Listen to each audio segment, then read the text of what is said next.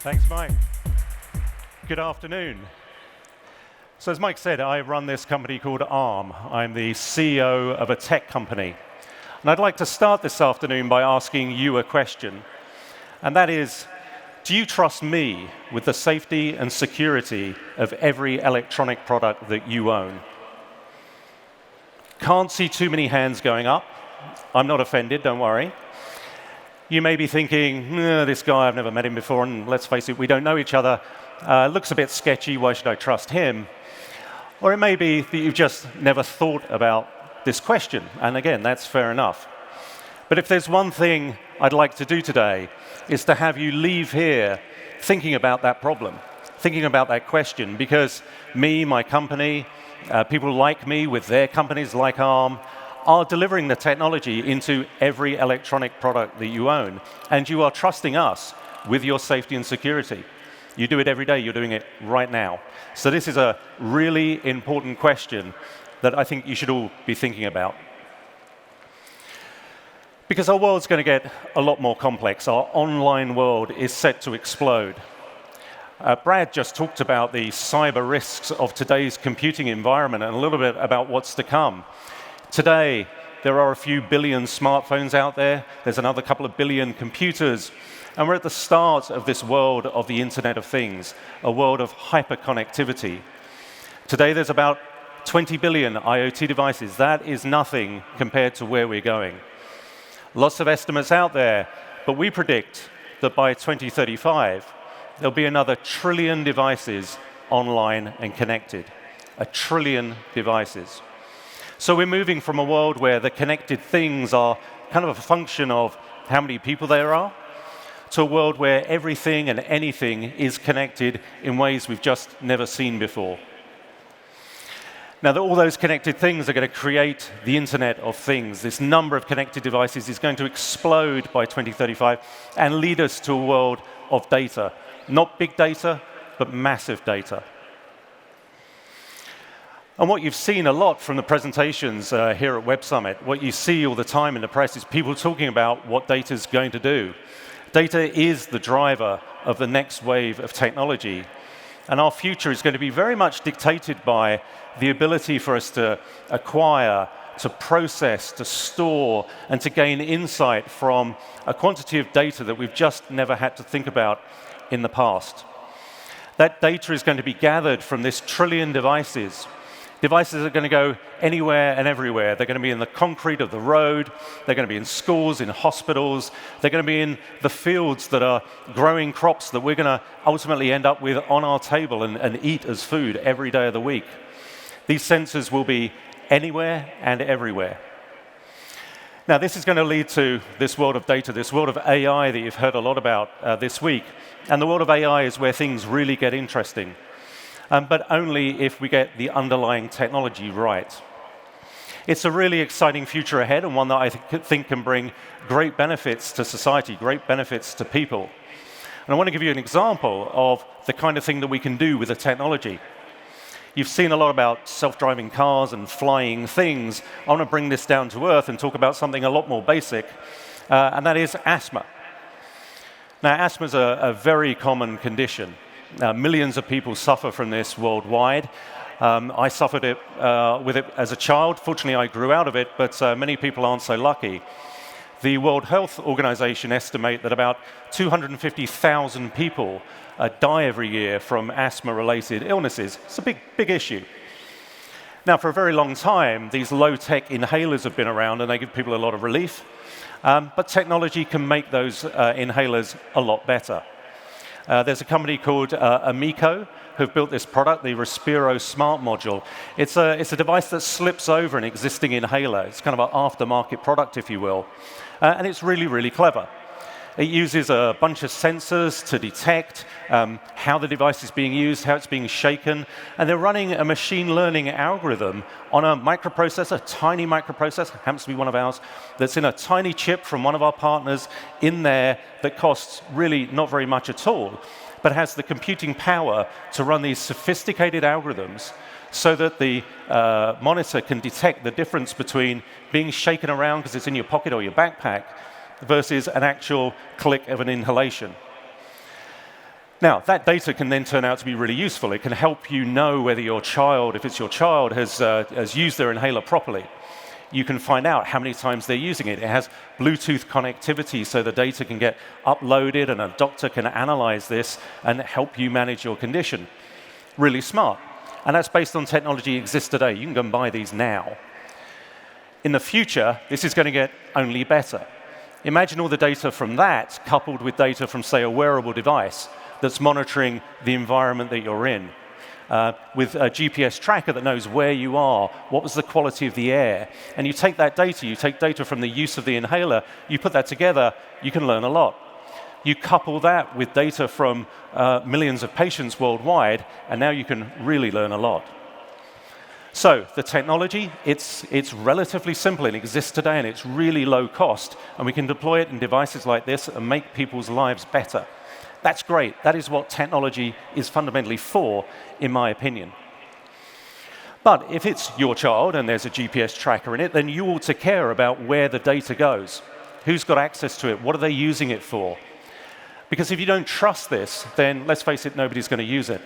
And all the glory of the technology you've heard about from presenters this week, it's going to be fundamentally limited if people don't trust technology.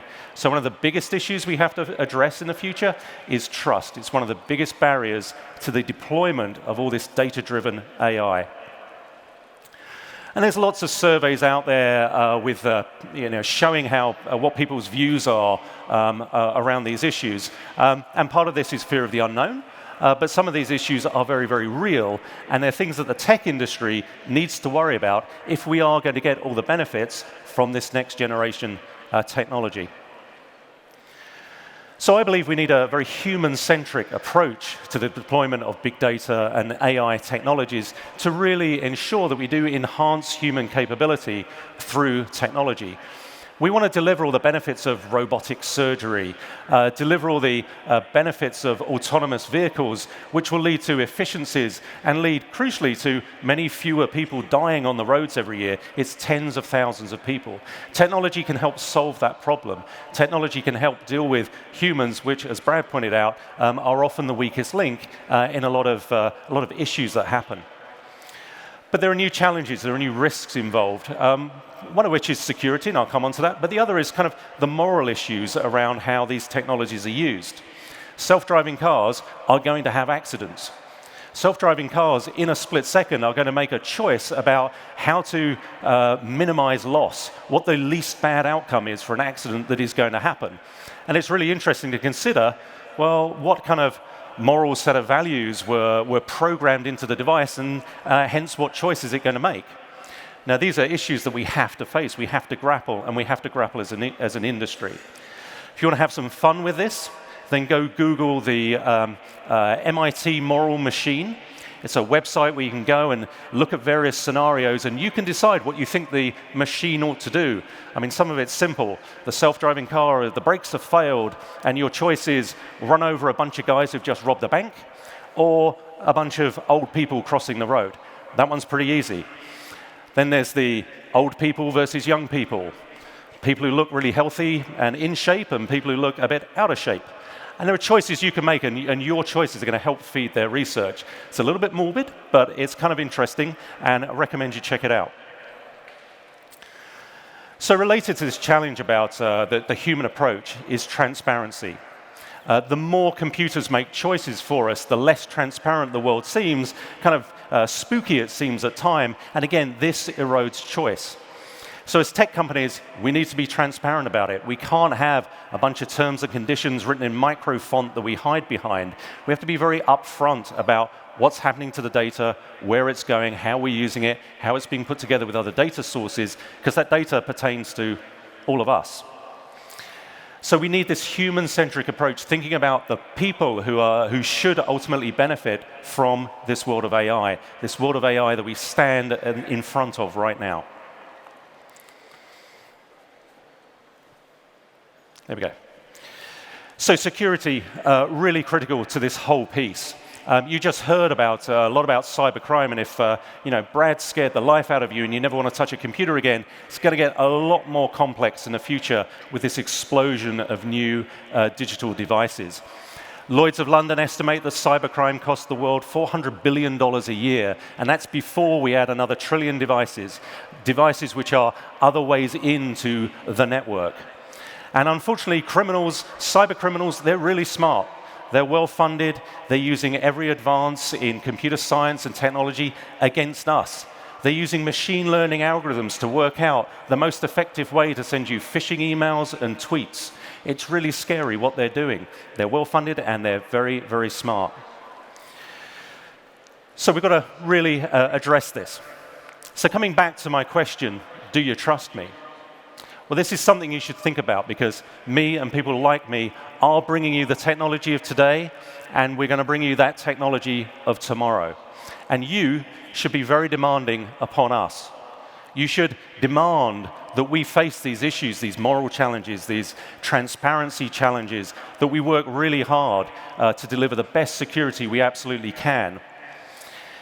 I believe that there's a moral and social contract between people who buy technology and people who make technology, but unfortunately, it's not always upheld. As a consumer, you should expect that the devices that you buy have been well tested for security. And in the future, given that security is not a static thing that you can ever solve, it's a moving thing, because again, the cyber criminals are really smart and they're coming up with new ideas all the time. Then we need to move to a world where products aren't static. The software that's in them the software that's in them that leaves the factory isn't the only software it's ever going to run. And just like your operating system, your web browser, devices can be updated through their lifetime. And the tech companies that build it take responsibility for doing that. Just like humans are the weak link in car accidents, humans are usually the weak link in security risks as well. And when your house, your factory, your city is covered in these devices, then expecting people to come up with complex passwords, it just isn't going to work. We need a new security model. Now, a couple of weeks ago, we put out a call for action to the technology community that we work with. We think this is a big issue, and we think that only through partnership are we going to solve it. We can do things where we sit in the supply chain of technology, but it is going to require a partnership, a global partnership, to really make it better and make the Internet of Things safe and deliver the trust that we need. So we published what we call our IoT Security Manifesto. You can get it off our website. I recommend you download it, take a read, and see what role you can help play in making the Internet of Things a safe and secure place. No one's going to do that on their own. If we don't get this right, then people won't experience the benefits that this next generation of technology can bring. If we do get it right, and it doesn't just stop with security, it's about those moral issues, ethical issues. If we can bring this partnership together and address those, a partnership not just of tech firms, but of public policy, of researchers into all forms of human behavior. If we can bring those together, if we can get it right, then we can have a future of human-centered technology. We can deliver better quality and quantity of life and see human capability enhanced through the application of artificial intelligence. That's going to usher in a new era of economic prosperity that technology always brings. Prosperity and opportunity that we've never seen before. But I call on you all to work with us as we try and address these big issues. It's been my pleasure to be here today. Thank you very much for your attention.